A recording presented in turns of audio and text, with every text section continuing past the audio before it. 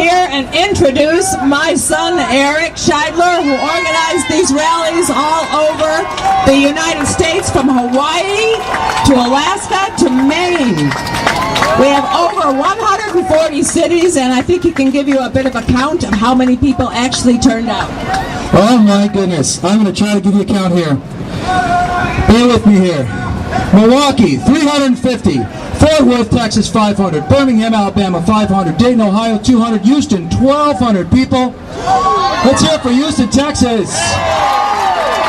Norfolk, Virginia had over 300 people. Washington, D.C., the nation's capital, 2,000 people came out to stand for religious freedom. Detroit, 1,000 people. New Orleans, 850 people. Rochester, New York, over 300 people. Portland, Maine, 250. You hear that, Portland, Oregon?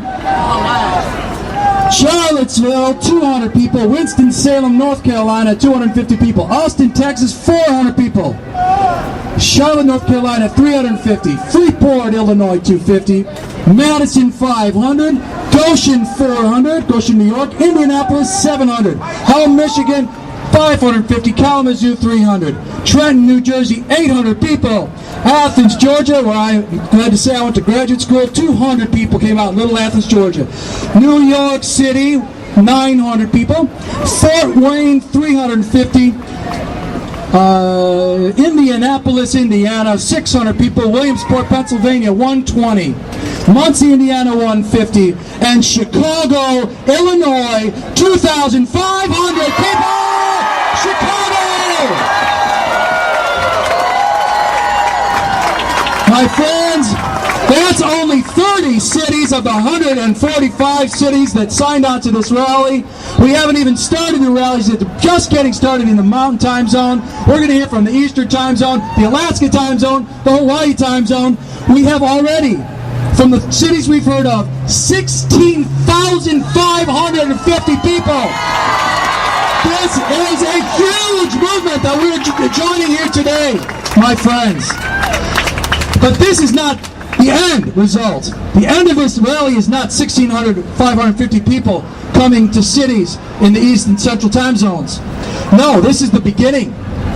This is a recruitment effort. And so I want to pass on to you your marching orders for the rest of the next few weeks. If only I can find them. I've got a timeline of marching orders for you. Number one, if you haven't been able to sign on to our Support Our Shepherds letter, supporting the U.S. Catholic bishops and the leaders of other denominations around the country that have stood up to the Obama administration and this attack on religious freedom, please do it.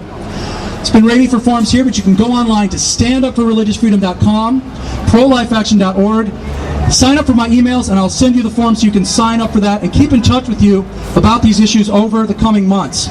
Now, everyone here, every car on your way home from this rally, which we're just about to shut down here, I want you to call the U.S. Capitol switchboard. We are sending a wave of calls to the U.S. Capitol from every time zone, all 6 times of the United States. 202-224-3121. I'll repeat that number. It's also on the flyers that you were handed. I hope we had enough for everybody. What a huge turnout. U.S. Capitol switchboard, 202-224-3121. Ask your congressman, if he doesn't happen to be here today already, and ask Dick Durbin and Mark Kirk to support legislation protecting religious freedom and stop the HHS mandate. We're going to flood the Capitol with a tidal wave of calls. This evening, I'd like to ask you to go to see the pro-life movie October Baby. If you can't go tonight because your teenage daughter is making you go see the Hunger Games like me, go tomorrow. This weekend, I want you to go to standupforreligiousfreedom.com and print off copies. I want everyone here to print off at least 20 copies. You know, you could print off 100 or even 200 or even 1,000. At least 20 copies of the fact sheet that you got here today, and pass that out to your neighbors and friends. Can you promise to do that? You going to pass out at least 20 copies? All right. And get the word out, because you know what? The more people learn about the HHS mandate, the more they oppose it. And I've seen that over the last couple of weeks as this has crescendoed, and I've started to talk to reporters from National Public Radio and the Washington Post, outlets that we don't usually think of as very friendly to our mission. The these reporters said, wow, really? I didn't think of it that way. That's interesting. They're learning. We're educating the media, who have been, maybe somewhat innocently, miseducating the American people. So let's get the word out. Over the coming weeks, please stay informed about developments. Don't be fooled by the next accounting gimmick or shell game that Barack Obama tries to put forward as he realizes the pressure is growing. He's going to become more desperate. He's going to try to come up with another accounting trick. We're not going to let him. So you need to come to standupforreligiousfreedom.com, check out other websites, look at Catholic Vote, look at LifeSide News, Life News, all the different pro-life websites and information websites so you can find out what's going on. Educate your friends and neighbors about the battle to defend religious freedom. Do it on Facebook, email, Twitter. Use all the social media. This event is a huge social media success. Facebook, Twitter, we're gigantic here. So please, if you don't have a Facebook account, get one. Get one for the kingdom. And finally, on the things to do in the coming weeks, please keep praying. Pray for our legislators. Pray for President Obama. Pray for Kathleen Sebelius, the pro-abortion Catholic who foisted this mandate on us. Pray for our court. Pray for our Supreme Court that hears arguments starting next week in a court case opposing the Affordable Care Act. Pray for pro-life leaders to resolve this controversy. Pray for our bishops. Pray for our religious leaders. Pray, pray, pray. And on November 6th, vote pro-life! Vote pro-life! Vote pro-life!